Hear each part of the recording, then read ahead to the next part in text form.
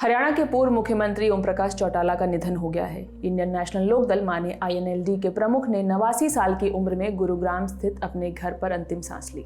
आपको बता दें, ओम प्रकाश चौटाला देश के पूर्व उप प्रधानमंत्री चौधरी देवीलाल के बेटे थे। 1989 में वो पहली बार हरियाणा के CM बने थे। इसके बाद 1990 और 1991 में भी उन्होंने CM पद की शपथ ली। हालांकि ये तीनों कार्यकाल बहुत कम दिनों के लिए थे। इसके बाद 1999 से 2005 तक वो CM पद पर बने रहे। प्रधानमंत्री नरेंद्र मोदी ने ओम प्रकाश चौटाला के निधन पर शोक व्यक्त करते हुए अपने एक्स अकाउंट पर लिखा, हरियाणा के पूर्व मुख्यमंत्री ओम प्रकाश चौटाला जी के निधन से अत्यंत दुख हुआ है। प्रदेश की राजनीति में वो वर्षों तक सक्रिय रहे और चौधरी देवीलाल जी के कार्यों को आगे बढ़ाने का निरंतर प्रयास किया। शोक की इस घड़ी में उनके परिजनों और समर्थकों के प्रति मेरी गहरी संवेदनाएं। ओम शांति। ओम प्रकाश चौटाला के निधन पर हरियाणा के मुख्यमंत्री नायाब सिंह सैनी ने भी उनको श्रद्धांजलि दी। उन्होंने अपने एक्स अकाउंट पर पोस्ट में लिखा, INLD सुप्रीमो एवं हरियाणा के पूर्व मुख्यमंत्री चौधरी ओम प्रकाश चौटाला जी का निधन अत्यंत दुखद है। मेरी ओर से उन्हें विनम्र श्रद्धांजलि। उन्होंने प्रदेश और समाज की जीवन पर्यंत सेवा की। देश व हरियाणा प्रदेश की राजनीति के लिए वो अपूर्णीय क्षति है। प्रभु श्री राम से प्रार्थना है कि दिवंगत पुण्यात्मा को अपने श्री चरणों में स्थान और शोकाकुल परिजनों को यह दुख सहने की शक्ति दे। वहीं कांग्रेस अध्यक्ष मल्लिकार्जुन खड़गे ने भी ओम प्रकाश चौटाला को एक्स पर श्रद्धांजलि देते हुए लिखा, हरियाणा के पूर्व मुख्यमंत्री एवं वरिष्ठ नेता चौधरी ओम प्रकाश चौटाला जी के निधन का समाचार दुखद है। उन्होंने हरियाणा और प्रदेश की सेवा में उचित योगदान दिया। दुख की इस घड़ी में हम उनके परिवार व समर्थकों के प्रति अपनी गहरी संवेदनाएं व्यक्त करते हैं और दिवंगत आत्मा की शांति की प्रार्थना करते हैं। कांग्रेस नेता और हरियाणा के पूर्व मुख्यमंत्री दीपेंद्र सिंह हुड्डा ने ओम प्रकाश चौटाला को श्रद्धांजलि देते हुए क्या कहा, वो भी सुनिए। थे और कांग्रेस की राजनीति में बहुत लंबे समय तक साथ रहे और वो ओम प्रकाश जी जब मुख्यमंत्री थे तो मैं विपक्ष का नेता था। इस प्रकार से विधानसभा में भी हम इकट्ठे रहे और काफ़ी हमारा संबंध था और उन्होंने अपने जीवन काल में सेवा करी है। वो लगता नहीं था, अभी तो सब वो थे, सक्रिय थे। ऐसा नहीं लगता था इतनी जल्दी वो चले जाएंगे, लेकिन ऐसा अभी मेरे को तो अभी पता लगा। अब जाते जाते एक किस्सा भी सुनते जाइए जो ओम प्रकाश चौटाला के पोते और JJP नेता दुष्यंत चौटाला ने 2024 लोकसभा चुनाव से पहले हमारी पॉलिटिकल इंटरव्यू की सीरीज जमघट में सुनाया था।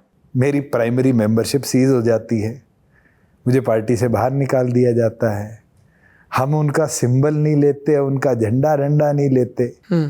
हम तो एक फकीर की तरह अलग शुरुआत करते हैं। अरे मैंने एक ही चीज तो उनसे ली है, जो चौधरी अजय सिंह चौटाला जी की 40 साल की मेहनत, वो कैडर था, वही तो लिया। मैं गद्दार किस चीज का हूं? और वो ना पैसे से खरीदा जाता, ना उनको बांध के रखा जाता। वो तो लोगों की इच्छा शक्ति है।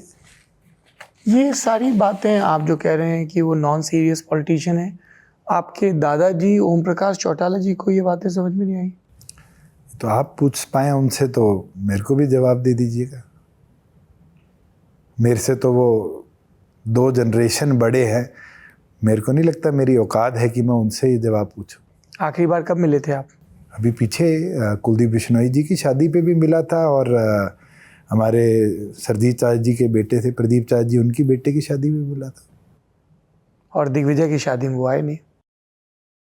वो उनका फैसला। न्योता देने गए थे आप? पिताजी गए थे, दिग्विजय गया था। शादी का कार्ड उनके कहने के बाद हमने प्रिंट करवाया, तारीख उनसे पूछने के बाद। फिर भी नहीं आए? जवाब तो वो देंगे। एक तस्वीर हम लोगों ने देखी जिसमें आप, ये शायद कैप्टन अभिमन्यु के परिवार की शादी की तस्वीर है। आप दादाजी के पांव छू रहे हैं। सोशल मीडिया हैंडल से वो फोटो पोस्ट होती है, फिर उस पर भी उनका काउंटर आता है जिसमें वो आपको सत्ता का लोभी बताते हैं। वो शायद पंजाब केसरी वालों के बच्चों की शादी थी। 2 पलों में पूरे हो गए हों जैसे सारे अरमान, छुए दादाजी के पैर जैसे छू लिया आसमान। हाँ, शायद वो पंजाब केसरी शायद अविनाश जी के बच्चों की शादी थी। अच्छा, हम लोगों को लगा कैप्टन अभिमन्यु की बेटी की शादी का रिसेप्शन। नहीं, उस शादी पे मैं नहीं जा पाया क्योंकि मेरी बुआ के बेटे और उनकी बेटी की शादी हुई है। जी जी। उस पे माँ और पिताजी गए थे। उस समय शायद विधानसभा की कार्रवाई थी या कुछ था, तो उस शादी का हिस्सा मैं नहीं बन पाया था। जी, तो ये पंजाब केसरी वालों की थी। हाँ, ये मुझे याद है, क्योंकि इसके बाद तो 6 अप्रैल को चौटाला साहब जब संघर्ष स्थल पर आए तो उनको 3 तरफ से घेरा हुआ था, और मैं पाँव छू के गया तो उनने देखा और हाथ भी नहीं उठाए। मुझे बड़ा फील हुआ।